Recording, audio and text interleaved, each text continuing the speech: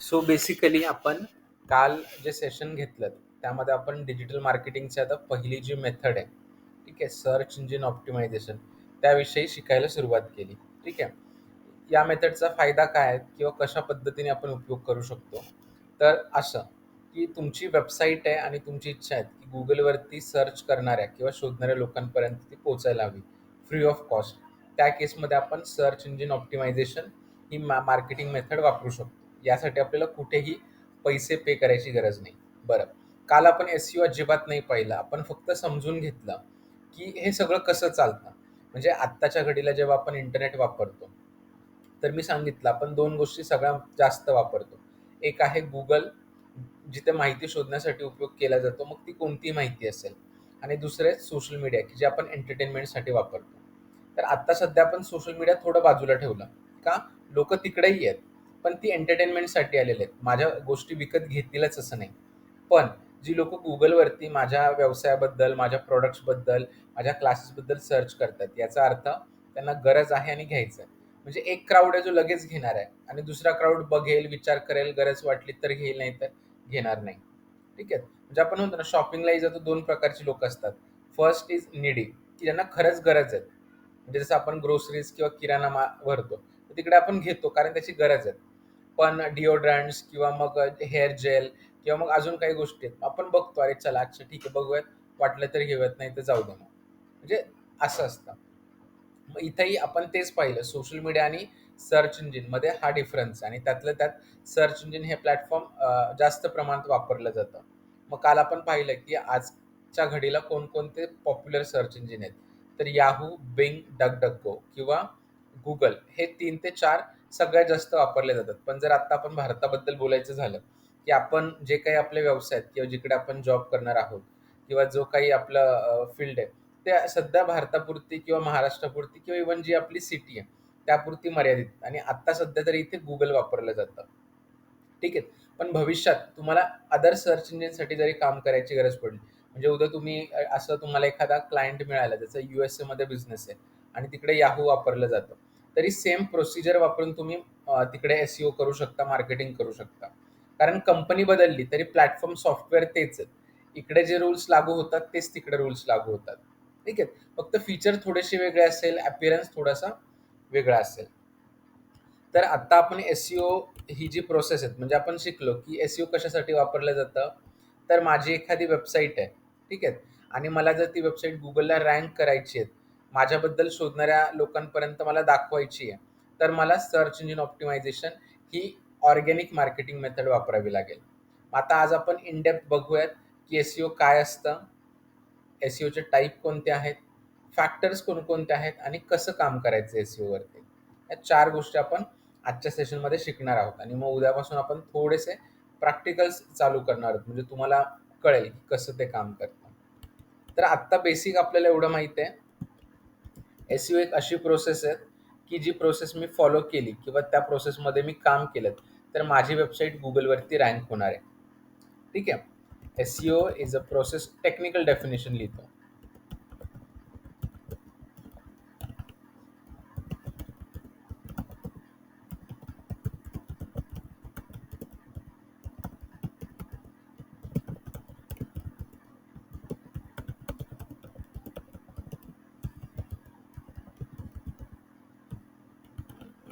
म्हणजे असं आता मी तुम्हाला समजवताना खूप वेगवेगळे उदाहरणं दिलीत. पण थोडंसं आता टेक्निकली आपण बघूयात, की असं म्हणजे आपल्या भाषेत असं म्हटलं जातं, की एसईओ एक अशी प्रोसेस आहे, ज्याच्या माध्यमातून तुम्ही सर्च इंजिनसाठी तुमची वेबसाईट इम्प्रूव्ह करता आणि याच्यामुळं काय होतं, तुमच्या वेबसाईटवरती ऑर्गॅनिक ट्रॅफिक वाढतं. ऑर्गॅनिकचा अर्थ काय? फुकटात आलेला. पेड ट्रॅफिक म्हणजे पैसे देऊन तुम्ही बोलवले ट्रॅफिक. म्हणजे आपण म्हणतो ना, की कोणी-कोणी असं आता जसं पॉलिटिकल कॅम्पेन्स चालू आहेत, सभा होतात. तेव्हा सभेला येण्यासाठी ₹200-200 दिले. That is a paid traffic. पण कोणी स्वतःहून येत असेल, तुमचं काम बघून किंवा तुमचं हे बघून, कर्तृत्व बघून, दॅट इज ऑर्गॅनिक ट्रॅफिक. ठीक आहे. सो आता एवढं तर आपल्याला कळलेलं आहे, की एसईओमध्ये काय करायचं आहे, आपली वेबसाईट सर्च इंजिनला समजून सांगायची आहे. ठीक आहे. त्याला समजली, त्याला ती बेस्ट वाटली तर तो लोकांना दाखवणार आहे. ठीक आहे. त्याच्यामुळे आपल्याला त्याच्यावरती काम करायचं. आता आपण बघूयात, आधी टाइप बघूयात आपण, की टाइप काय आहेत आणि मग शिकणार आहोत की फॅक्टर्स आणि कसं काम करायचं. So type of SEO.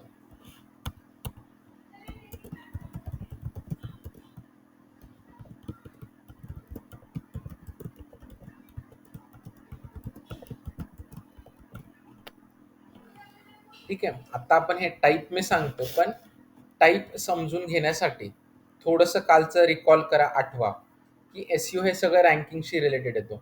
मागे तो डेटा कसा कलेक्ट करतोय, काय करतोय, तर मला त्याच्याशी काही मतलब नाही. मी फक्त एवढं समजून घेतो, Google जेव्हा इंटरनेट व्हिजिट करतो आणि माझ्यासारखे 100 वेबसाईट व्हिजिट करतो, तेव्हा त्यातली जी वेबसाईट त्याला बेस्ट वाटते युजरसाठी, तिला तो टॉपवरती ठेवतो. जी बेस्ट नाही वाटत किंवा कमी रिलेव्हंट वाटते, ती तो खाली ठेवतो किंवा सबसिक्वेंटली.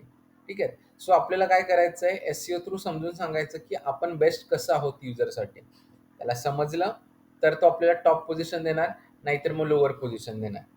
ठीक आहे. आता आपण ही रँकिंगची प्रोसेस समजून घेऊयात की गुगल कसं रँक करतो. ठीक आहे. आता इतके वेळ मी बोललो की अरे त्याला समजून सांगायचंय, तो समजून घेतो, पण कसं. आता त्यासाठी एकदम सिम्पल एक्झाम्पल देतो, म्हणजे तुम्हाला एकदम क्लिअर होईल एसईओची प्रोसेस.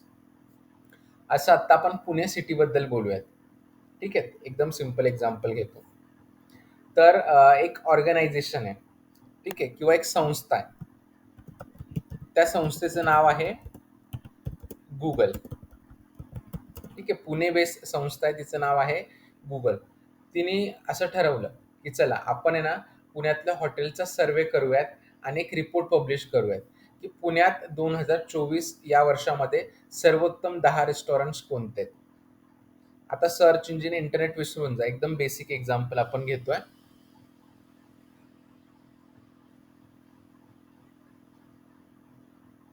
एकच मिनिट. ठीक आहे. तर गुगल नावाची एक संस्था आहे पुण्यामध्ये, ठीक आहे, जिने ठरवलं की यावर्षी आपण आता पुण्यात जेवढे काही हॉटेल्स आहेत त्या सगळ्या हॉटेल्सचा आपण सर्वे करूयात, त्यांची परीक्षा घेऊयात आणि त्यातनं 10 सर्वोत्तम रेस्टॉरंट्स कोणते आहेत याच्यावरती एक रिपोर्ट आपण जाहीर करूयात. म्हणजे बघा, 100 पेक्षा जास्त हॉटेल्स असतील, कदाचित 500, 1000, 2000 पण असेल, पण त्यात गुगलला काय करायचंय, 10 सर्वोत्तम हॉटेल निवडायचे आणि पब्लिश करायचे पेपरमध्ये की बाबा 2024 या सालामध्ये हे बेस्ट रेस्टॉरंट्स आहेत. ठीक आहे, पुण्यामध्ये. आता बरं, फक्त ते लुक बघून किंवा प्राइसिंग बघून ठरवणार आहेत का कोणते बेस्ट, नाही. तर ते प्रत्येक हॉटेलला 3 काय म्हणतात क्रायटेरियावरती जज करणार आहे. ओके. आणि मग त्या सगळ्यांची समअप करणार आणि ठरवणार की कोणतं हॉटेल बेस्ट आहे. ठीक आहे. तर आता कोणतं आहे ते बघूयात. तर पहिला टेक्निकल फॅक्टर काय आहे ते बघणार.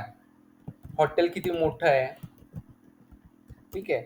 हॉटेलचं किचन किती मोठं आहे. त्याच्यानंतर हॉटेलचा मालक कोण आहे. त्याच्यानंतर मग हॉटेल किती जुनं आहे. म्हणजे बेसिक ह्या ज्या गोष्टी आहेत त्या गोष्टी इथे बघणार तो. ओके. त्यानंतर दुसरं आहे ऑन पेज फॅक्टर. यामध्ये बघणार तो की तिथली सर्व्हिस कशी आहे, टेस्ट कशी आहे जेवणाची, प्राइसिंग कशी आहे, हे बघणार. आणि ऑफ पेज मध्ये तो हे बघणार की लोकांचं ओपिनियन काय.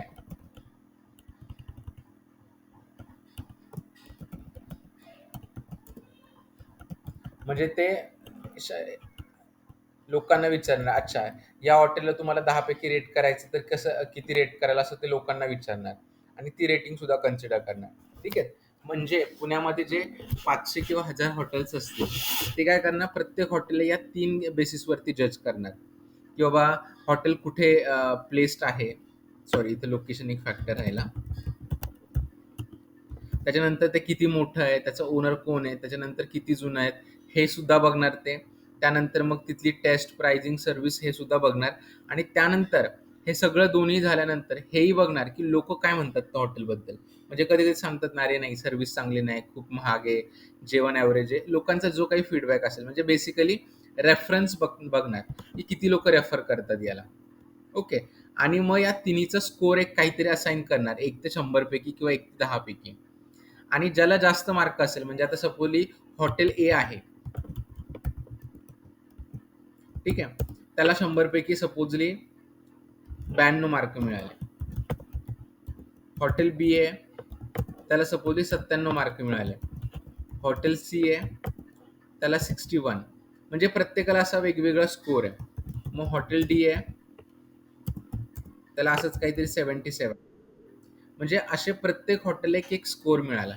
मग सगळं सरते शेवटी ते काय करणार, टॉप 10 हॉटेल निवडायला वरतून सिक्वेन्स करणार. म्हणजे ज्याला आउट ऑफ 100 ज्याला जास्त आहेत, म्हणजे नाही का 99, 100, 99, 98, 97 असा तो सिक्वेन्स लावणार.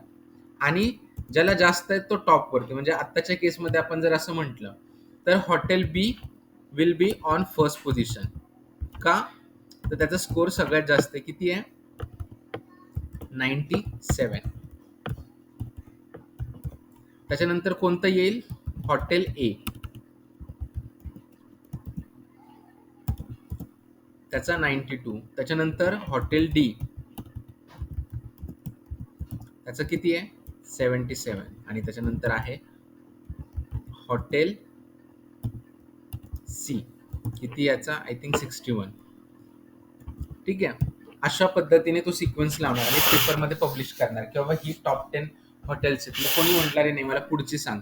मग पुढच्यांचे याच्यानंतर जे हॉटेल जसं जसं स्कोर कमी होत जाईल, म्हणजे फ्रॉम 100 to 0, तसं. आणि नंतर तो जे ज्यांचा स्कोर 0च्या कमी आहे किंवा एकदम खाली आहे 5-10, त्यांचा तो सांगणारच नवनाला, अरे हा ही पहिली 50 हॉटेल आहे, ही पहिली 10 हॉटेल आहे, तुम्ही इथे जाऊ शकता. ठीक आहे. म्हणजे इथे त्या संस्थेने जसे 3 लेवलवरती जज केलं हॉटेल, तसंच गुगल सुद्धा 3 लेवलवरती आपली वेबसाईट जज करतो आणि त्यानंतर ठरवतो की आपली वेबसाईट चांगली आहे का, वाईट आहे, किंवा किती रिलेव्हंट आहे, हे सगळं बघतो. आता आपण आपले फॅक्टर बघूयात वेबसाईटचे, की कशाच्या बेसिसवरती तो जज करतो आणि आपल्याला रँक असाइन करतो. आपल्या वेबसाईटच्या केसमध्ये आता टेक्निकल फॅक्टर आहे पहिला, की तो बघतो की आपल्या ज्या वेबसाईट, आता मी नंतर सांगेल, वेबसाईट 2 घटकांची मिळून बनते, डोमेन आणि होस्टिंग. डोमेन म्हणजे तुमच्या वेबसाईटचं नाव आणि होस्टिंग म्हणजे एक व्हर्च्युअल स्पेस ज्यावरती तुमच्या वेबसाईटची माहिती स्टोअर होते. म्हणजे जसं गुगल ड्राईव्ह आहे, आपण फोनची डेटा सेव्ह करतो, तसंच होस्टिंग म्हणजे एक स्पेस असते व्हर्च्युअल, जी विकत घ्यावी लागते, ज्यावरती आपल्या वेबसाईटची इन्फॉर्मेशन सेव्ह राहते. म्हणजे आजकाल तुम्ही कोणतीही वेबसाईट घ्या, ॲमेझॉनची घ्या किंवा माझी घ्या, जी माहिती तुम्हाला दिसतीये ती का दिसते? कारण ती कुठेतरी व्हर्च्युअली स्टोअर आहे म्हणून. आणि जिथे ती स्टोअर होते त्याला होस्टिंग असं म्हटलं जातं. सो बेसिकली आता टेक्निकलमध्ये तो काय बघतो? तुमच्या वेबसाईटचं डोमेन नेम किती जुनं आहे. बेसिकली मग तुमची वेबसाईट किती जुनी आहे. ठीक आहे. त्याच्यानंतर वेबसाईटचं स्पीड किती आहे. त्याच्यानंतर तुमचा जो डेटा आहे तो डेटा कुठे सेव्ह आहे. वेबसाईट किती सिक्युअर आहे.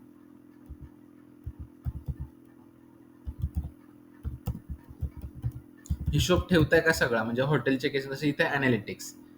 सो हे काही टेक्निकल फॅक्टर आहे. त्याच्यानंतर ऑन पेज, हे सगळं मी एक्सप्लेन करणार आहे आणि दाखवणार आहे. आता जस्ट नावं सांगतो. ऑन पेजमध्ये तो बघतो किंवा तुमची वेबसाईट युजर फ्रेंडली आहे का, म्हणजे छान दिसते का उगाच काय म्हणतात उंगाळवाणी दिसतीये.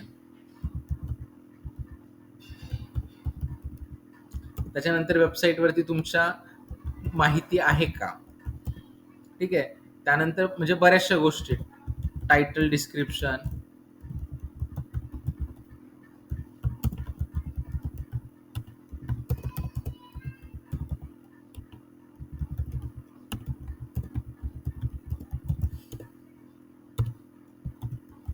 आणि तिसरा आहे ऑफ पेज फॅक्टर्स. यामध्ये तो बघतो की तुम्हाला जसं रिअल लाईफमध्ये, आता मग अशी हॉटेलच्या केसमध्ये आपण कस्टमर रिव्ह्यू हा शब्द वापरला. ठीक आहे. म्हणजे किती लोक रेफर करतात की या हॉटेलला जा म्हणून. ठीक आहे. किंवा पॉलिटिशियनच्या बाबतीत आपण बघितलं की किती लोक त्या व्यक्तीला वोट देतात, म्हणजे रेफरन्स बघितलं जातं. सेम इथं वेबसाईटच्या केसमध्ये गुगल बघतो की ती अदर वेबसाईट तुमच्या वेबसाईटला रेफर करतात. सो त्याला टेक्निकल भाषेमध्ये बॅकलिंक्स असं म्हटलं जातं. बॅकलिंक्सचा अर्थ होतो की अदर वेबसाईट्सने तुम्हाला लिंक देणं. सो नंबर ऑफ बॅकलिंक्स तो बघतो इकडे. ठीक आहे. सो हे आपल्या डिटेलमध्ये बघायचं आता फक्त मी हे सांगितलं. सो इन शॉर्ट, या 3 लेव्हलवरती प्रत्येक वेबसाईट जज होते. Okay, from Google. आणि त्यानंतर गुगल तो स्कोर आपल्याला सांगत नाही, पण म्हणजे तो एक स्कोर असतो 0 to 100च्या मध्ये. मग ज्याचा स्कोर जास्त तो नंबर 1 पोझिशनला, त्याचा थोडा कमी तो नंबर 2, नंबर 3, नंबर 4, नंबर 5, असं असं असं असतं. फक्त आता कसं आहे बघा, आता जेव्हा आपण हॉटेल सर्वेच्या केसमध्ये बोललो, तेव्हा हॉटेल सर्वे काही दररोज नाही होणार, वर्षातून एकदा होणार आहेत. म्हणजे जी रँकिंग मिळाली आहे ती वर्षभर आहे. मग परत पुढच्या वर्षी जेव्हा सर्वे केला जाईल, तेव्हा कदाचित दुसरं हॉटेल टॉपला असेल, कारण त्यांनी तोपर्यंत बऱ्याचशा गोष्टी बदललेल्या असतील. पण आपल्या वेबसाईटच्या केसमध्ये खूप हे व्होलटाईल आहे.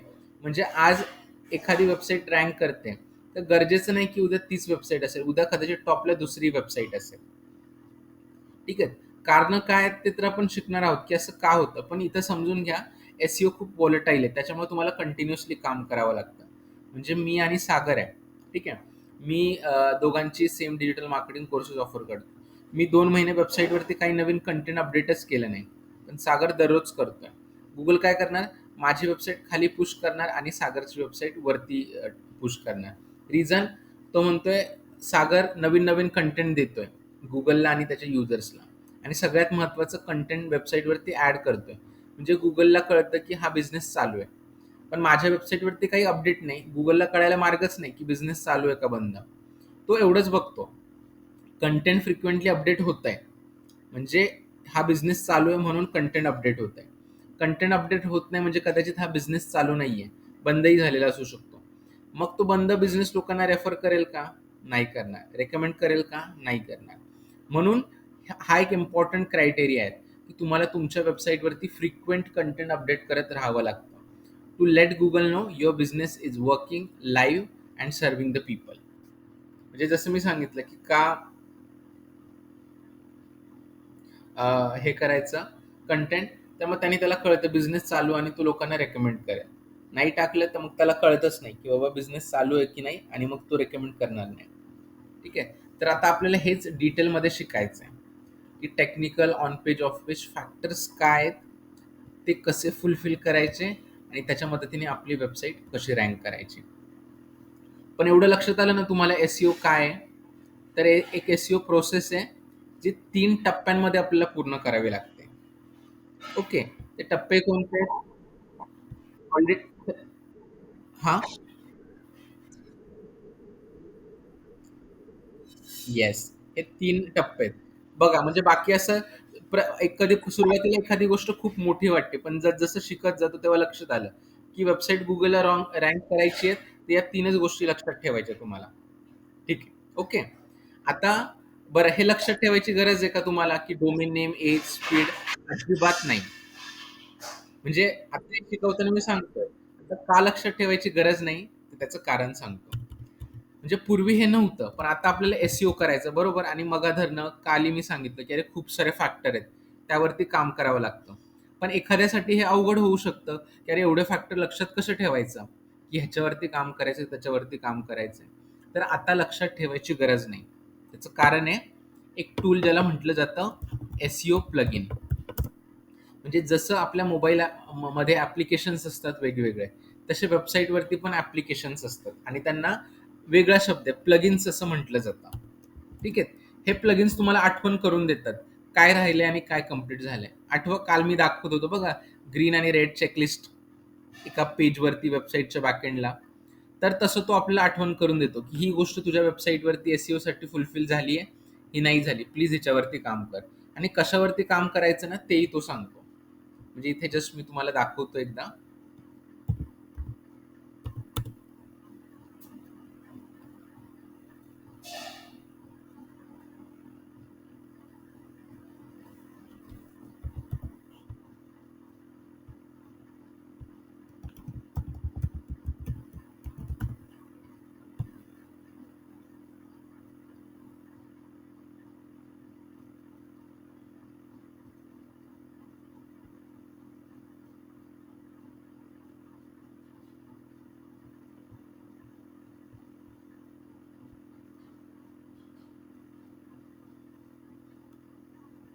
बघा, इथे एक स्कोर बोर्ड तुम्हाला दिसतो उजव्या बाजूला. जिकडे 76 दिसतोय, हेच ते एस प्लगइन आहे. ठीक आहे. आता तो मला काय सांगतोय इथे माझं टार्गेट काय आहे, 100 पर्यंत गेलं तर बेस्ट आहे. पण नाही 100 तरी ॲटलीस्ट 80च्या वरती गेलं पाहिजे. म्हणजे इव्हन Google सांगतो की बाबा मिनिमम तुम्ही तेवढं करा. आता बघा इथे सगळं ग्रीन आहे. तर तो काय सांगतोय, जे माझं हे पेज आहे, या पेजवरती कंटेंट कमी आहे. किती आहे? 432 वर्ड. आणि काय सांगतो किती असायला हवं? 600 वर्ड. म्हणजे आपल्याला समजण्यासारखं आहे ना, की अरे नाही इथे आपण कमी पडतोय. आता फक्त काय करायचं, त्या पेजवरती आपल्याला कंटेंट म्हणजे ही जी इन्फॉर्मेशन आहे, हे दिसतंय, हे फक्त ॲड करायचंय. जिथे 4 पॅराग्राफ आहे तिथं 5 टाका, 6 टाका. हं. त्यानंतर आता हे थोडं टेक्निकल आहे पण सांगतो. इंटरनल लिंक नाहीये किंवा आता इथे बघा टायटलमध्ये काय सांगतोय, की तुमच्या टायटलमध्ये नंबर नाहीये. बघा आता कसा मी हा एरर रिमूव्ह करतो.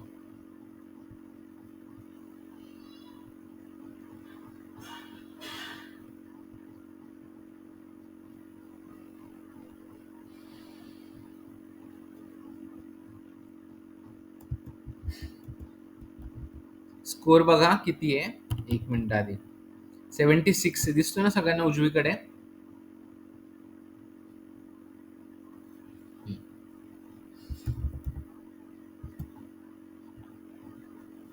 किती झाला स्कोर आता? 77. बघा आता हा एरर इथला गेला. Using number. आता अजून एक, your title doesn't content power word. आता पॉवर वर्ड म्हणजे काय असतो रे? बेस्ट, टॉप, ऑसम, नाही का? जे असं आपण म्हणतो, आपण मराठी भाषेत त्याला विशेषण असा शब्द वापरतो. तर त्याला पॉवर वर्ड असं म्हटलं जातं.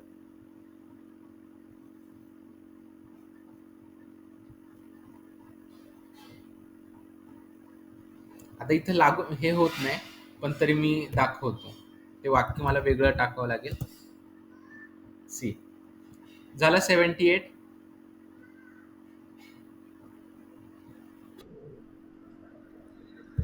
म्हणजे एकदम छोट्या छोट्या गोष्टी आहेत. असं फार काही म्हणजे रॉकेट सायन्स किंवा टेक्निकल काही नाही, की बाबा जे आपल्याला जमणार नाही. आता इथे तो काय सांगतो अजून एक, की माझ्या वेबसाईटमध्ये इंटरनल लिंक नाहीये. म्हणजे त्याचं असं म्हणणं आहे, मी तुम्हाला दाखवतो ओपन करून. म्हणजे गुगल नेहमी म्हणत असतो, की तुम्ही जाळविना एका पेजवरतून दुसऱ्या पेजवरती जाता यायला हवं, असं गुगलचं म्हणणं आहे. तर तो आता मला असं सांगतोय, हे जे काही माझ्या वेबसाईटवरती पेज आहे, याच्यावरती दुसरी लिंकच नाहीये जी दुसऱ्या पेजवरती घेऊन जाईल. म्हणजे बघ ना, कुठेच क्लिक होत नाही या पेजवरती आल्या. तो म्हणतो एक तरी अशी लिंक पाहिजे जी दुसऱ्या पेजवरती घेऊन जाईल. सो आता मी काय करतो इथे, चला हे घेऊया.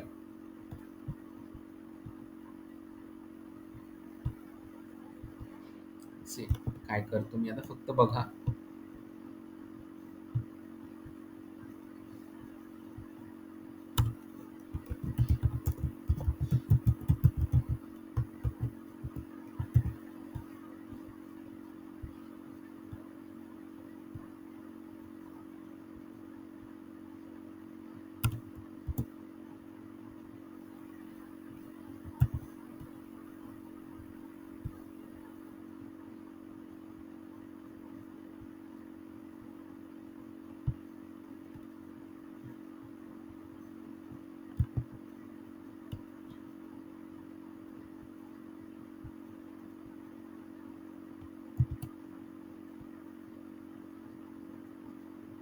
किती स्कोर झाला रे?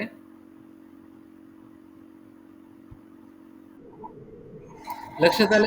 म्हणजे आपण एकदा बसलो, 10 मिनिटं खूप झाली आपल्याला एका पेजवरती काम करायला. आणि अशी महिन्यातनं तुम्हाला फार नाही, तुम्ही एक महिन्याभरातनं 4-5 पेजवरती जरी काम केलं असतं, म्हणजे दर वीकेंडला एक पेज तरी सफिशियंट आहे. जास्त केलं तर वेल अँड गुड आहे. जास्त पैसे मिळतील, लवकर रँक होईल.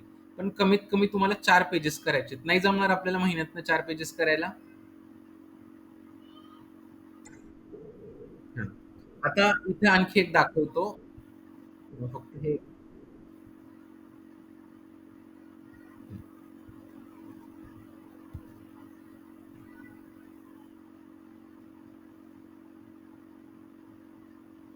सो अशा पद्धतीने एकदम छोटे-छोटे टास्क आहेत.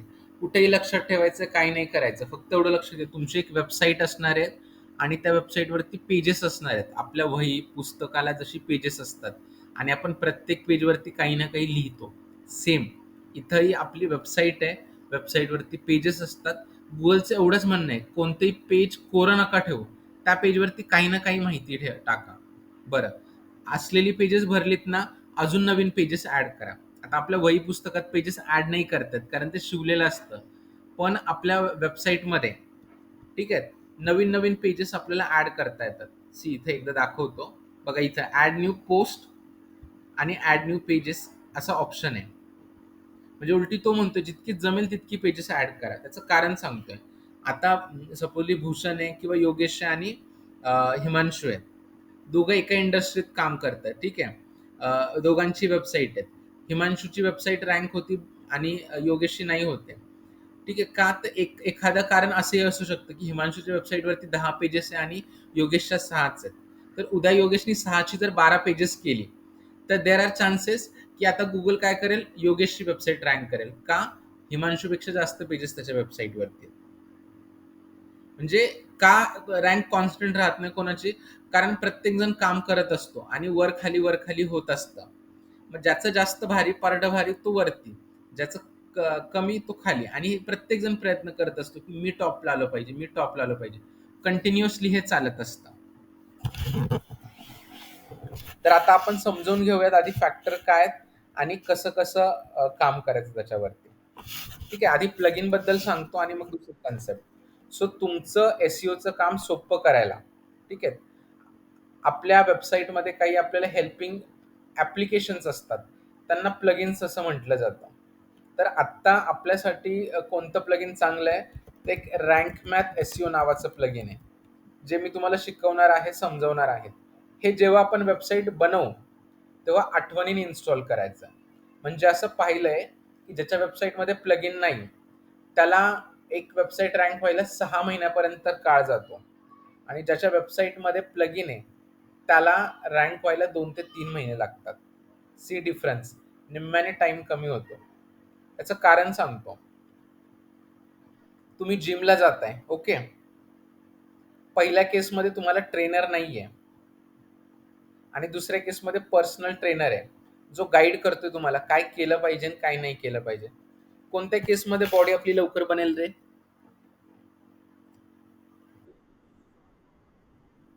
एक्झॅक्टली. का? तर तो गाईड करतोय ना, कुठे चुकताय, काय करायला पाहिजे नाही. सेम आपल्या केसमध्ये हा जो रँक मॅथ एसईओ नावाचा ऍप्लिकेशन आहे आपल्या वेबसाईटमध्ये, हा तुम्हाला प्रत्येक स्टेपला गाईड करतो की काय केलं पाहिजे आणि काय नाही केलं पाहिजे. म्हणजे सिम्पली आता मी तुम्हाला दाखवलं, जिथे जिथे माझ्याकडनं चुका होत्या. आता जसं हे पेज मी ओपन करतोय,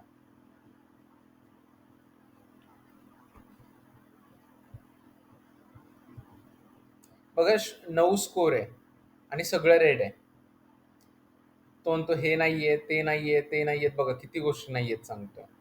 तर जेव्हा मी प्रत्येक गोष्टीवरती काम करेल, त्यानंतर माझं हे पेज सुद्धा ग्रीन होऊन जाईल, आणि ग्रीन झालं की हे पेज लोकांना दिसायला सुरुवात होऊन जाईल. ठीक आहे. सो तुम्ही पण लिहून ठेवा, हे तर मी देईलच म्हणा. रँक मॅथ एसईओ आपल्यासाठी खूप महत्वाचं प्लगइन आहे. पहिल्या स्टेपमध्ये हे काय करतं, it help you for on page SEO. म्हणजे तुमच्या वेबसाईटशी रिलेटेड जे काही एसईओची भानगड आहे किंवा ज्या काही डूज आहेत ते काम करायला आपल्याला रँक मॅथ एसईओ प्लगइन मदत करतं. बरं, हे एकटंच प्लगइन आहे का? नाही, याला खूप सारे पर्याय आहेत. म्हणजे मी काल सांगितलं, पेमेंट गेटवे, गुगल पे एकटं आहे का? नाही. फोन पे आहे, पेटीएम आहे, मोबिक्विक आहे, त्याच्यानंतर व्हॉट्सॲप पे, बरेचसे आहेत. ठीक आहे, पण आपण गुगल पे का वापरतो? कन्व्हिनियंट आहे आणि फीचर्स आहेत. सेम इथंही काय आहेत की खूप सारे प्लगइन आहेत. रँक मॅथला अल्टरनेटिव्ह खूप सारे आहेत, पण हे वापरायचं कारण पहिली गोष्ट, हे इंडिया मेड आहे आणि हे फ्रीमध्ये खूप म्हणजे 90% गोष्टी तुम्हाला देतं. त्याच्या तुलनेने जे इतर प्लगइन्स आहेत ते बाहेर देशात बनलेले आहेत आणि ते फ्रीमध्ये खूप कमी गोष्टी देतात, आणि तुम्हाला जर हवं असेल तर मग ते पैसे द्यावे लागतात त्याचे. म्हणून आपण काय करतो, एसईओ प्लगइन वापरतो. फक्त आता एकच ड्रॉबॅक आहे याचा, की आता आपण आता शिकतोय की एसईओ 3 घटकांचे मिळून बनतं: टेक्निकल, ऑन पेज आणि ऑफ पेज. पण हे जे रँक मॅथ आहे ना, हे तिन्ही केसमध्ये मदत नाही करत. तर बघा मी क्लिअरली मेन्शन केलंय की तो फक्त आपल्याला ऑन पेजसाठी मदत करतो. म्हणजे ऑन पेजमध्ये तुम्ही कुठे चुकताय किंवा कुठे इम्प्रूव्हमेंट करायला पाहिजे हे तुम्हाला रँक मॅथ एसईओ सांगेल. ओके. मग आता तुम्ही म्हणाल सर मग टेक्निकलचं आम्हाला कसं कळणार, ऑफ पेजचं कसं कळणार? तर त्यालाही मार्ग आहे. काय मार्ग आहेत ते बघूयात. तर त्यासाठी अगेन एक नेक्स्ट प्रोसेस ज्याला म्हटलं जातं एसईओ ऑडिट. ठीक आहे. हे काही प्लगइन वगैरे नाहीये. तर ही एक टेस्ट आहे. ही टेस्ट केल्यानंतर आपल्याला कळतं टेक्निकली काय काय मिसिंग आहे किंवा ऑफ पेजमध्ये काय काय मिसिंग आहे किंवा ओव्हरऑल जे काय म्हणजे तुमच्याकडे प्लगइन पण नसेल एसईओचं, ऑन पेज पण नाही, तर तुम्ही एसईओ ऑडिट कंडक्ट करायचं. ओके. याने काय होतं तुमच्या वेबसाईटमध्ये काय काय प्रॉब्लेम आहेत ज्याच्यामुळे वेबसाईट रँक होत नाहीयेत हे तुम्हाला एसईओ ऑडिट ही प्रोसेस सांगतो. It is a process that helps you to identify the SEO errors and help. एवढंच लिहूया. म्हणजे एक एक्झाम्पल सांगतो. आपण जेव्हा आजारी पडतो डॉक्टरांकडे जातो की नाही रे? बरोबर. डॉक्टर आपली बाह्य लक्षणं बघून म्हणजे डोळे पिवळे झालेत म्हणजे कावीळ वगैरे झाली आहेत किंवा बाबा नाही विकनेस आलाय तर मग बाबा काहीतरी फूड पॉइझनिंग झालं असेल किंवा काय असं सांगतो. पण त्याला जेव्हा डिटेल माहिती हवी असेल तर काय सांगतो तो? ब्लड आणि युरिन टेस्ट करायला सांगतो की नाही आपल्याला? त्याच्यामध्ये सगळंच कळतं. तुम्हाला फार इन डेप्थ म्हणजे कावीळ झाली तर मग कोणती कावीळ झाली आहे, मग मलेरिया झालाय, डेंग्यू झालाय, प्लेटलेट्स कमी झाल्यात, आरबीसीज कमी झाल्या, काय झालंय सगळं कळतं. सेम इथंही असं आहे की एसईओ ऑडिट म्हणजे एक टेस्टिंग प्रोसेस आहे जी तुम्ही महिन्यातनं किंवा 6 महिन्यातनं एकदा आपल्या वेबसाईटची करून घ्यायची, जी कम्प्लिटली फ्री आहे. इथे पैसे द्यायची गरज नाहीये तुम्हाला. इट इज कम्प्लिटली फ्री, जे मी आत्ता तुम्हाला करून दाखवतो. याच्यामुळे आपल्याला कळतं वेबसाईटला टेक्निकल, ऑन पेज आणि ऑफ पेज काय प्रॉब्लेम आहे. आणि एकदा ते कळाले तर मग आपल्याला हेही कळतं की त्यांना रिझॉल्व्ह कसं करायचं. कारण सॉल्व्ह करणं इज नॉट डिफिकल्ट, प्रॉब्लेम कळणं इम्पॉर्टंट आहे. प्रॉब्लेम कळलं तर त्याच्यावरती आपल्याला सोल्युशन देता आलं. तर आता मी तुम्हाला करून दाखवतो. गुगलला जाऊयात आपण आणि एसईओ ऑडिट. एकच मिनिट मी पाणी घेतो फक्त.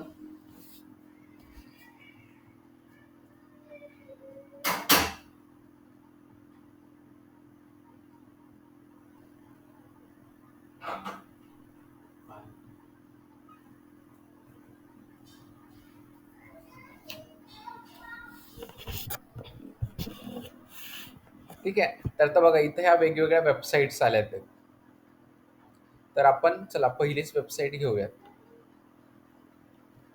आणि काहीच नाही, फक्त तुमच्या वेबसाईटची जी लिंक आहे ती फक्त तुम्हाला तिकडे इथून कॉपी करतोय मी आता आणि इथे जाऊन मी पेस्ट करतो ऑडिट.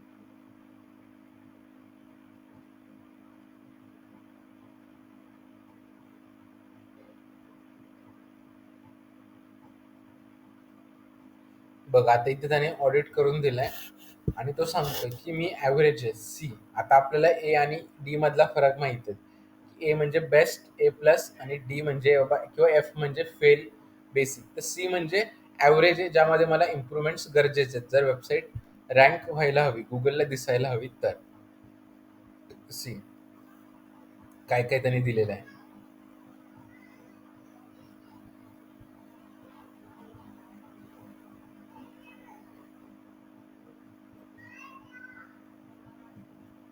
एवढे प्रॉब्लेम आहेत असं तो सांगतोय. ज्या गोष्टी झाल्यात त्याला त्यांनी ग्रीन टिक मार्क दिली, ज्या गोष्टी नाही झालेल्या त्याला त्यांनी रेड मार्क दिलेले आहेत की हे मला करावं लागेल. See,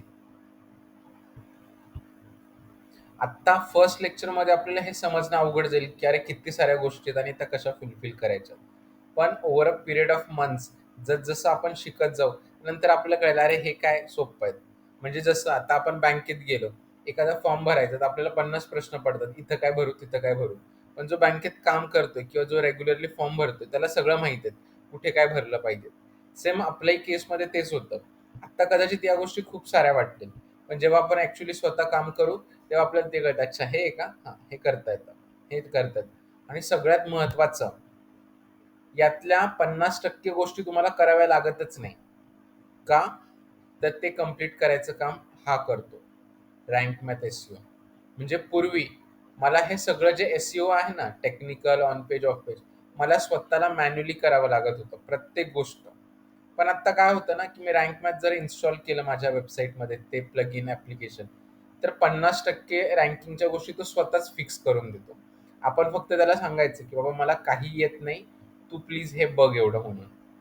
मग तो त्या हिशोबाने सगळ्या गोष्टी ऑटोमॅटिक फिक्स करतो. आणि काही छोट्या मोठ्या किंवा कॉमन गोष्टी आहेत जिकडे ओपिनियन घेणं गरजेचं आहे, मग तो तुम्हाला म्हणतो की बाबा हे एवढं तू फिक्स कर म्हणून. लक्षात आलं? इतक्या सोप्या पद्धतीने आहे. सो आता फर्स्ट आपण काय केलं? ऑडिट केलं. ओके. आता ऑडिट केल्यानंतर आपल्याला लक्षात आलं की काय काय आहेत जे माझ्या वेबसाईटवरती इम्प्रूव्ह करणं गरजेचं आहे. ठीक आहे. म्हणजे काही गोष्टी ते एकदम क्षुल्लक आहेत, पण त्या रँकिंगसाठी फार महत्वाच्या आहेत. म्हणजे एक एक्झाम्पल सांगतो मी.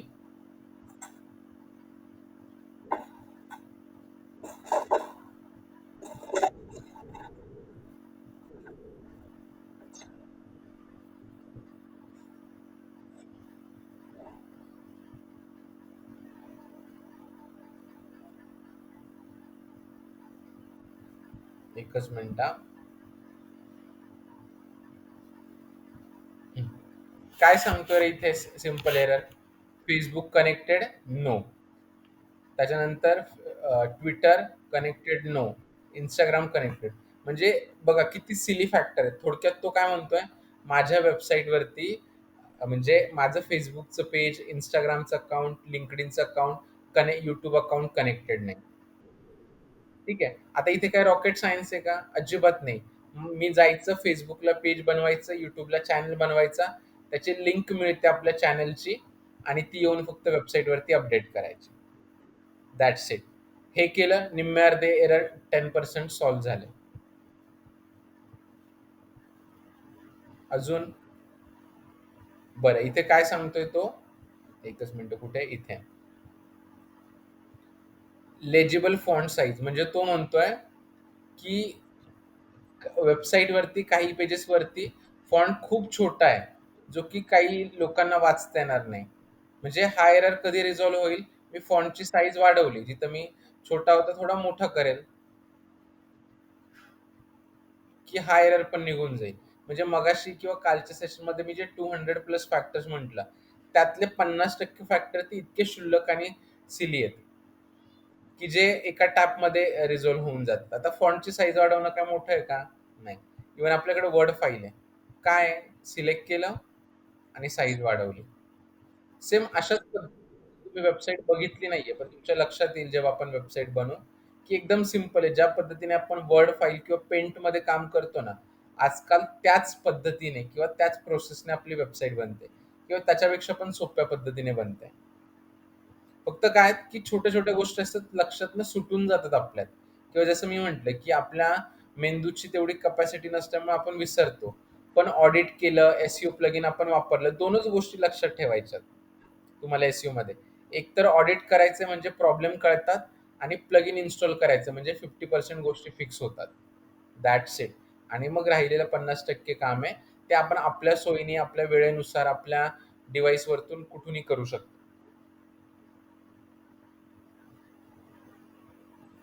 ठीक आहे. तर ते कसं करायचं ते तर सांगतोच. पण आता जे काही फॅक्टर्स आहेत, मी थोडं-थोडं तुम्हाला सांगतो. म्हणजे तुमच्या लक्षात येईल, की ते असं का म्हटलं जातं किंवा त्याचा उपयोग काय? आता फर्स्ट येऊयात आपण याच्यामध्ये पुन्हा टेक्निकल फॅक्टर. ओके. म्हणजे मी तुम्हाला एक्सप्लेन करतोय की का हे फॅक्टर रँकिंगसाठी गरजेचे आहेत. आता एखाद्याला असं वाटू शकतं की बाबा माझ्या डोमेन नेम एजचा आणि रँकिंगचा काय संबंध. का गुगल म्हणतोय की बाबा ज्याचं डोमेन जुनं असेल मी त्याला रँक करेल. तर त्याचं लॉजिक सांगतो एकदम सिंपल. ठीक आहे. आता लक्षात घ्या, तुम्ही तुमच्या शहरात आहे कुठेही, म्हणजे पिंपरी चिंचवड, नाशिक, नागपूर कुठेही. मी नवीन आलोय तुमच्या शहरामध्ये आणि मला एखादा सोन्याचा दागिना करायचा आहे. ठीक आहे. आणि तुमच्या एरियामध्ये 2 दुकानं आहेत. एक दुकान आहे, भलेही तुम्ही तिथे गेलेले नाहीयेत, पण ते 10 वर्षापासून आहेत. तुम्हाला माहित आहे, की बाबा हे दुकान 10 वर्ष झाली इथे आहे. आणि एक दुकान एक परवा दिवशीच ओपनिंग झालंय. तुम्ही मला कोणत्या दुकानात घेऊन जाल, ते सोन्याचा दागिना बनवण्यासाठी?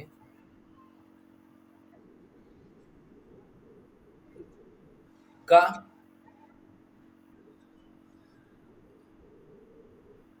एक्झॅक्टली. म्हणजे कसं आहे, आपला मेंदू कसा विचार करतो बघा, की भले मी गेलेलो नाहीये, बरोबर? म्हणजे कधी-कधी आपण जातो, कधी-कधी जात नाही. पण इतकी वर्ष आपण त्या रस्त्यावरतून जात येत असतो आणि आपले डोळे बघत असतात त्या दुकानाला.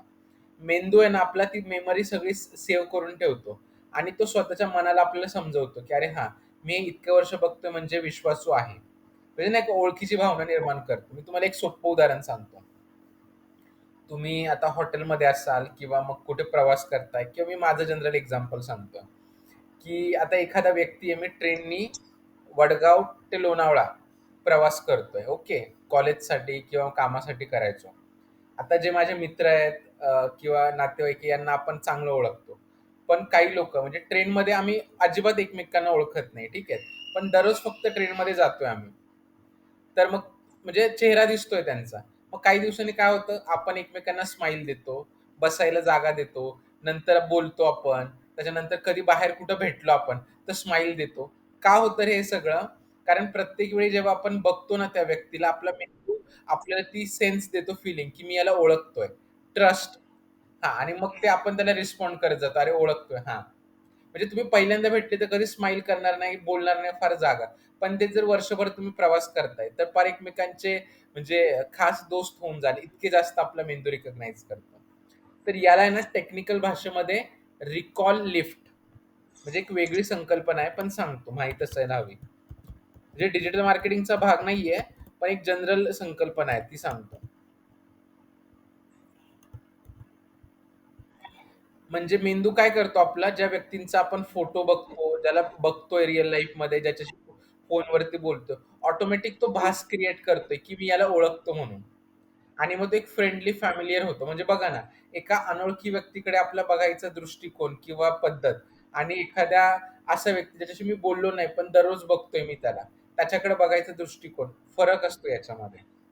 सो सांगायचा पॉइंट काय, की जसं एक ह्युमन विचार करतो, की जुनं दुकान आहे म्हणजे ते ट्रस्टवर्दी, ते फ्रॉड होणार नाही, स्कॅम होणार नाही. पण नवीन दुकान जस्ट काल झालंय, त्यामुळे वी नेव्हर नो, की ते तिथे चांगलं मिळेल, नाही मिळेल, तो परत फसवून निघून जाईल माहीत नाही. म्हणून आपण काय केलं, मला जुनं दुकान रेकमेंड केलं, बरोबर की नाही? हां. मग Google काय विचार करतो, आता तुम्ही एखादी वेबसाईट बनवली आहे. हिमांशूने डोमेन 1 वर्षासाठी घेतलाय आणि सागरने डोमेन 5 वर्षासाठी रजिस्टर केलंय. तर आता Google काय म्हणतो, की "अरे हिमांशूने 1 वर्षासाठी केलंय, म्हणजे त्याचा काही प्लॅन दिसत नाही पुढे कंटिन्यू करायचा." ओके. लोकांना कळत नाही, पण हे Googleला कळतं, की किती वर्षासाठी विकत घेतलेले आहेत. पण तेच सागरचं 5 वर्षासाठी म्हणजे मग Google काय म्हणतो, "अरे हां, लाँग टर्म घेतले म्हणजे हा युजर आहे ना, म्हणजे एक लाँग टर्म आहे, अवेलेबल असणार आहे. उद्या एखाद्याने याच्या वेबसाईटवरतून सर्व्हिस जरी घेतली आणि काही प्रॉब्लेम आला तरी सॉल्व्ह करायला सागर असणार आहे. कारण त्याने डोमेन 5 वर्षासाठी घेतलेलं आहे. वेबसाईट 5 वर्षासाठी बनवलेली आहे. म्हणजे बघा किती छोटीशी गोष्ट आहे. तो कशावरनं जज करतो, तर तुम्ही डोमेन किती वर्षासाठी घेतलेलं आहे.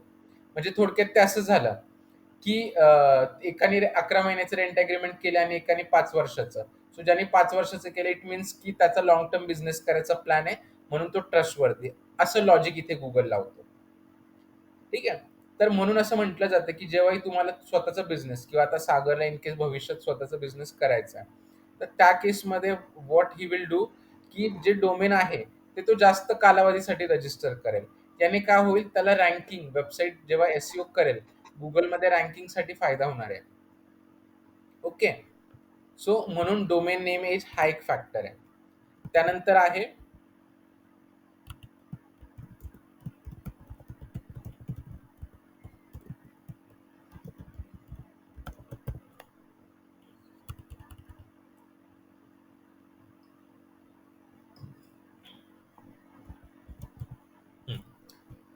आता सिक्युरिटी तर सगळ्यांना माहित आहे. ओके. आता एक एक्झाम्पल आपण बघूयात. असं पकडा, मी एक ब्रोकर आहे, रिअल इस्टेट ब्रोकर आहे. तुम्ही मला विचारायला आलेत की सर मला पुण्यात आहे ना 1 BHK हवा आहे, कोथरूड किंवा मग करीमनगर एरियामध्ये. काय वाटतं रे, मी कोणता फ्लॅट तुम्हाला सजेस्ट करेल? ज्याला डोअर, सेफ्टी लॉक आहे ते घर, की ज्याला लॉकच नाही आहेत किंवा खिडक्यांना ग्रिल नाही ते घर सजेस्ट करेल मी तुम्हाला? What do you think? तुम्हाला वाटतं का की असं घर रेकमेंड करेल की ज्याला दरवाजा नाही म्हणून? सेफ्टीवालेच बघणार.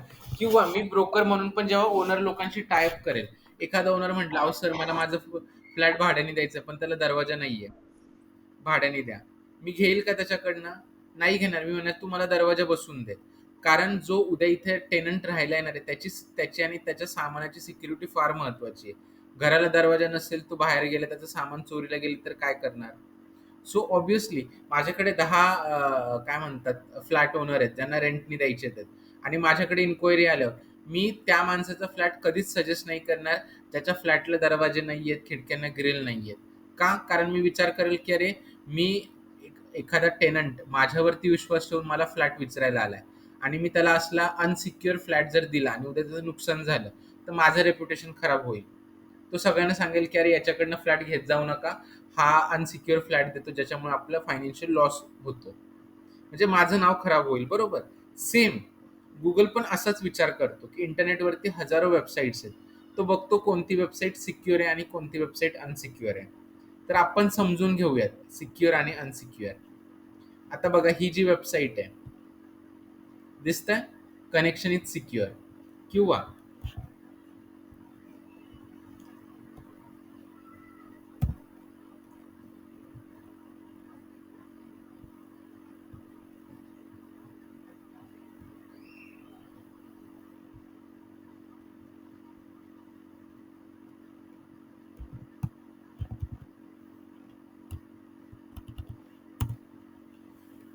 बघा आता इथे दाखवतो, कॉपी केलं,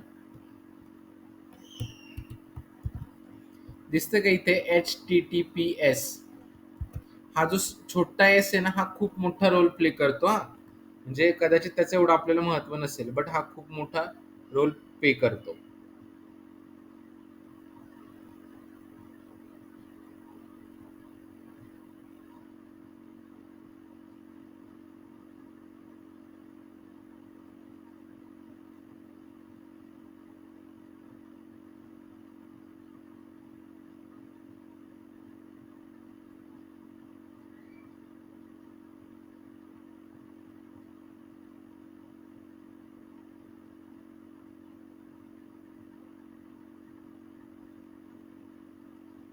योगेश, पैसे पाठवलेत का तुम्ही?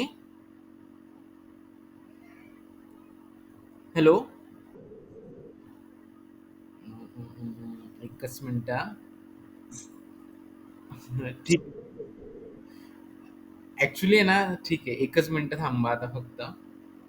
कारण ना ते ठीक आहे, बरं जाऊ द्या, नंतर बघतो मी. किंवा मग एक काम करायला जमेल का तुम्हाला? पण जाऊ दे, ते खूप हे होईल, मीच घेतो करून. ते ऍक्च्युली करंट अकाउंटला गेले ना ते, याच्या म्हणून म्हटलं, बाकी काही नाही. जाऊ दे. नाही, ठीक आहे, काय प्रॉब्लेम नाही, बघतो मी. तर जसं मी सांगितलं, आता सिक्युरिटीच्या केसमध्ये आता एखादी वेबसाईट, आता मी तुम्हाला अनसिक्युअर वेबसाईट दाखवतो.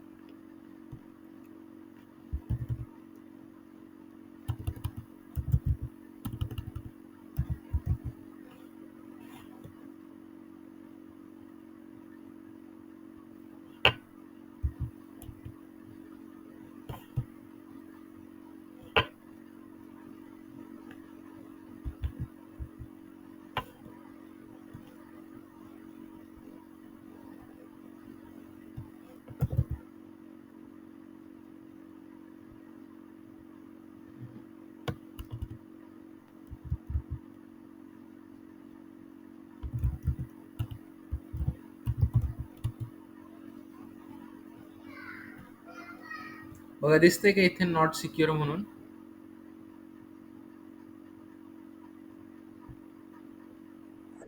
हं. तर आता ही म्हणजे काय डिफरन्स आहे, तर ते दाखवतो मी तुम्हाला इथे. बघा इथे जो एस आहे तो एस मिसिंग आहे. आता याचा काय संबंध एखाद्या वेबसाईटच्या रँकिंगशी ते सांगतो. Google जनरली काय विचार करतो ना, Google हा विचार करतो, की बाबा आता वेबसाईट जनरली आपण युजर म्हणून प्रत्येक वेबसाईट व्हिजिट करतो, बरोबर? काही वेबसाईटवरती आपण जसं Amazon आहे, पेमेंटचे डिटेल्स, आपलं नाव, नंबर वगैरे, ईमेल आयडी ॲड करतो. काही वेबसाईटवरती नाही करत. ठीक आहे. पण काय होतं ना, आता असं आपण म्हणूयात, तो एक पॉइंट झाला आणि दुसरी गोष्ट, की एखादी वेबसाईट सिक्युअर नाहीये म्हणजे काय? तर ती वेबसाईटवरती हॅक होऊ शकते. व्हायरस अटॅक होऊ शकतो. जस्ट एक एक्झाम्पल, की ही जी खालची वेबसाईट आहे, ती सिक्युअर नाहीये. एखाद्या हॅकरने हॅक केली आणि मी चुकून ती वेबसाईट व्हिजिट केली आणि तो जो व्हायरस आहे तो त्या वेबसाईटमधनं माझ्या लॅपटॉपमध्ये आला तर काय होईल रे? माझ्या लॅपटॉपमधला डेटा करप्ट होईल, इथली माहिती, सेन्सिटिव्ह इन्फॉर्मेशन चोरीला जाऊ शकते आणि ज्याचा उपयोग करून तो हॅकर मला फायनान्शियल किंवा अदर पद्धतीने त्रास देऊ शकतो. दिस इज पॉइंट नंबर वन.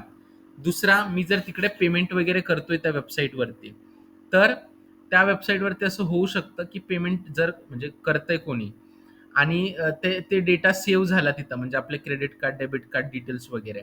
तर त्यांचं मिसयूज करून म्हणजे क्लोनिंग करून मला फायनान्शियल नुकसान पोहोचू शकतं किंवा माझ्यासोबत फ्रॉड होऊ शकतो. म्हणून Google काय म्हणतो, पूर्वी नव्हतं, पण आता त्यांनी कंपल्सरी केलंय, की तुमची वेबसाईट जर सिक्युअर नसेल, तर मी तुमची वेबसाईट लोकांना रेकमेंड करणार नाही.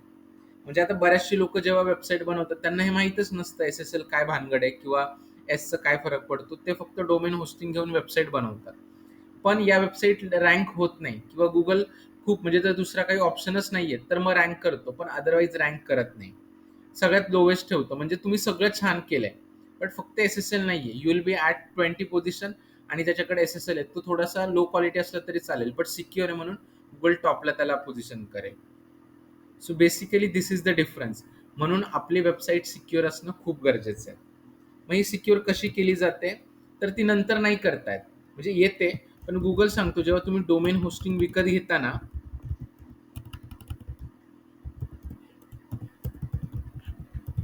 तेव्हाच तुम्ही सिक्युरिटी सर्टिफिकेट म्हणजे एस-एस-एल सर्टिफिकेट पर्चेस करा आणि तुमच्या वेबसाईटवरती इन्स्टॉल करा. म्हणजे तुमची वेबसाईट ऑटोमॅटिक फ्रॉम HTTP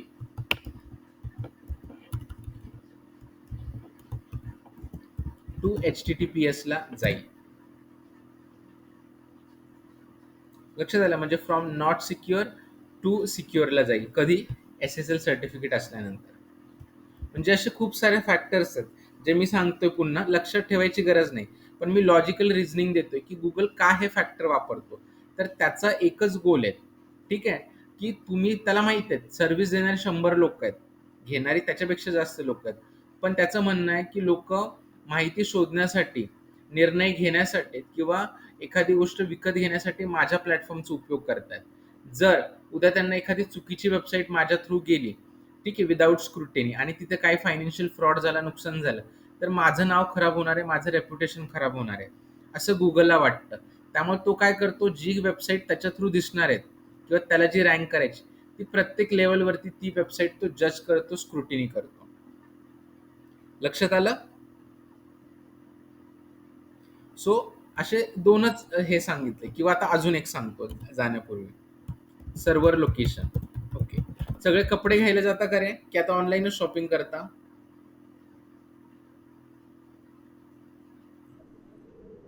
बरं, ठीक आहे, चला. ऑनलाईन तर ऑनलाईन काही प्रॉब्लेम नाही. तुम्ही ऑब्झर्व्ह केलंय, जो सेलर तुमच्या जवळ असेल, तर तुम्हाला डिलिव्हरी लगेच मिळते 2 दिवसात. पण जर तो Amazonवरचा सेलर जर दूर असेल, तर एक 5 ते 7 दिवस लागतात. बरोबर? म्हणजे डिपेंड अपॉन की ते प्रॉडक्ट तुम्हाला कधी मिळणार. तो सेलर किती जवळ आहे त्याच्यावरती असतं. बरोबर की नाही? तर सेम इथं Google काय म्हणतोय, की आता जी आपण होस्टिंग घेतली आहे, म्हणजे जी व्हर्चुअल जागा घेतली आहे. आता कसं असतात ना, जसं मी तुम्हाला सांगितलं, की हा डेटा सगळा क्लाउडमध्ये म्हणजे ढगामध्ये सेव्ह असतो. ठीक आहे. पण हे सर्व्हर्स आहेत ना, सगळे वेगवेगळ्या ठिकाणी असतात. म्हणजे एशिया, सिंगापूर, युरोप, आफ्रिका असे सर्व्हर असतात. म्हणजे त्या त्या खंडामध्ये असे सेव्ह केलेले असतात व्हर्चुअली. तर होतं काय, की जेव्हा या सगळ्या गोष्टी काय म्हणतात त्याला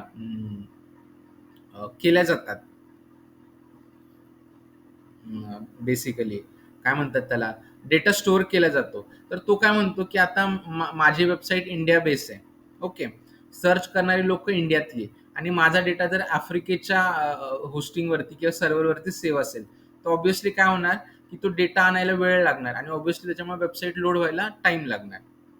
बरोबर. पण तीच जर माझी होस्टिंग किंवा माझा सर्व्हर इंडियामध्ये असेल, तर तो डेटा पटकन येणार, त्याच्यामुळे वेबसाईट पटकन लोड होणार आणि युजरला पटकन इन्फॉर्मेशन दिसणार. थांबावं लागणार नाही, वेळ लागणार नाही. ठीक आहे. तर म्हणजे मग तो बघतो की अरे हा, हिमांशूचं सिंगापूर आहे, याचं एशिया आहे, हा मग याची वेबसाईट रँक करू का, तर ह्याचा डेटा पटकन लोड होणार. त्याची इच्छा आहे युजरला थांबावं लागलं नाही पाहिजे, वेबसाईट क्विकमध्ये लोड झाली पाहिजे. पण आता जर एखाद्याला डिजिटल मार्केटिंगचं नॉलेज नसेल, रेग्युलर डेव्हलपर आहेत, तर तो ते होस्टिंग वगैरे घेताना विचार नाही करत की सर्व्हर लोकेशन कुठलं आहे काय वगैरे, तो घेऊन टाकतो. बट ऍट सम पॉइंट इतक्या छोट्या छोट्या गोष्टी मॅटर करतात आपल्याला. ठीक आहे. सो असे खूप सारे फॅक्टर्स जे आता आपण अपकमिंग सेशन्स मध्ये बघूयात. फक्त आता इथे जाण्यापूर्वी हे सांगेल की ऑन पेज साठी तुम्हाला रँक मॅथ मदत करतो 100%. टेक्निकलसाठी मी मदत करेल किंवा नंतर तुमचं तुम्हाला कळेल, पण हे एकदाच करावं लागतं.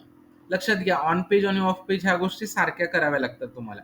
Technical once in a while, म्हणजे आत्ता केलं तर कदाचित 6 महिन्यांनी किंवा वर्षांनी परत करावं लागेल. सारखं सारखं नाही करावं लागत तुम्हाला. ठीक आहे. सो त्याच्यामुळे आता मी जे काही टेक्निकलचे फॅक्टर सांगतोय, ते तुम्ही जेव्हा वेबसाईट सेटअप कराल तेव्हाच तुम्हाला फक्त काळजी घ्यायची आहे. नंतर काय बघायची गरज नाही. पण ऑन पेज आणि ऑफ पेज हे मात्र तुम्हाला दर आठवड्याला, दर 2 दिवसांनी थोडं थोडं अर्धा तास 15 मिनिटं करत राहणं गरजेचं आहे. तर तुमची वेबसाईटची विजिबिलिटी वाढेल, आणि वेबसाईटची विजिबिलिटी वाढली तर लोक तुमच्या वेबसाईटवरती येतील, आणि तर तुम्हाला अर्निंग होईल किंवा तुमचे प्रॉडक्ट, सर्व्हिसेस, कोर्सेस विकले जातील, आणि तुम्हाला त्यातनं बेनिफिट होईल. इथपर्यंत क्लिअर आहे सगळ्यांना? सो जस्ट रिकॅप, आपण आज काय पाहिलं की एसईओ काय आहे हे पाहिलं. ही एक प्रोसेस आहे, वन क्लिक सोल्युशन नाहीये, तर एक प्रोसेस आहे ज्यामध्ये आपल्याला 3 टप्प्यात काम करावं लागतं: टेक्निकल, ऑन पेज आणि ऑफ पेज. आणि आपण हॉटेलचं एक्झाम्पल घेऊन समजून घेतलं की कसं असतं ते. ठीक आहे. तर जसं मी सांगितलं की ऑन पेज हे सगळ्यात सोपं आहे, आणि त्याच्यासाठी रँक मॅथ तुम्हाला मदत करतं. थोडंसं अवघड टेक्निकल आहेत, पण ते सारखं करावं लागत नाही, एकदाच करावं लागतं. म्हणजे जेव्हा आत्ता जेव्हा आपण करू तेव्हा मी तुमच्या मदतीला असणार आहेत, आणि वर्षभरानंतर तुम्ही जेव्हा नवीन वेबसाईट कराल किंवा कोणा दुसऱ्याचं काम घेतलं, तर तेव्हा तुम्ही स्वतः शिकलेले असाल तोपर्यंत टेक्निकलचं. ठीक आहे. आणि सगळ्यात महत्वाचं, हे जे काही फॅक्टर आहेत, जरी लक्षात नाही ठेवावे लागले तर मी प्रत्येकाचं तुम्हाला सोल्युशन देणार आहेत, की बाबा एस एस एल कसं इन्स्टॉल करायचं, किंवा मग सर्व्हर लोकेशन कसं चेंज करायचं, किंवा मग स्पीड कसा वाढवायचा, प्रत्येक गोष्टीचं सोल्युशन देणार आहेत. म्हणजे याने काय, जरी वर्षभराने सपोज इन केस मी नसेल टचमध्ये तुमच्या, तरी तुम्ही त्या नोट्स ओपन करून बघू शकता की अच्छा, स्पीड वाढवायचं आहे ना, मग मला इथं जावं लागेल वेबसाईटमध्ये, आणि या ऑप्शनवरती क्लिक करावं लागेल. या ऑप्शनवरती क्लिक केला की स्पीड वाढतो. म्हणजे ह्या सगळ्या तुम्हाला मी स्टेप्स देणार आहेत. त्यामुळे नंतर जरी तुम्ही इंडिव्हिज्युअली काम केलं तरी तुम्हाला अजिबात प्रॉब्लेम येणार नाही. ठीक आहे.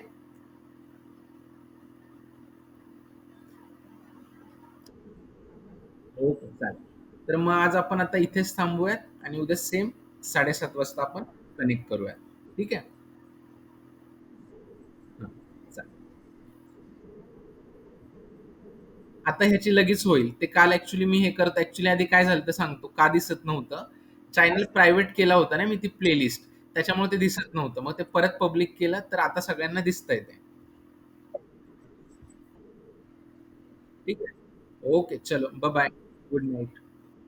बाय.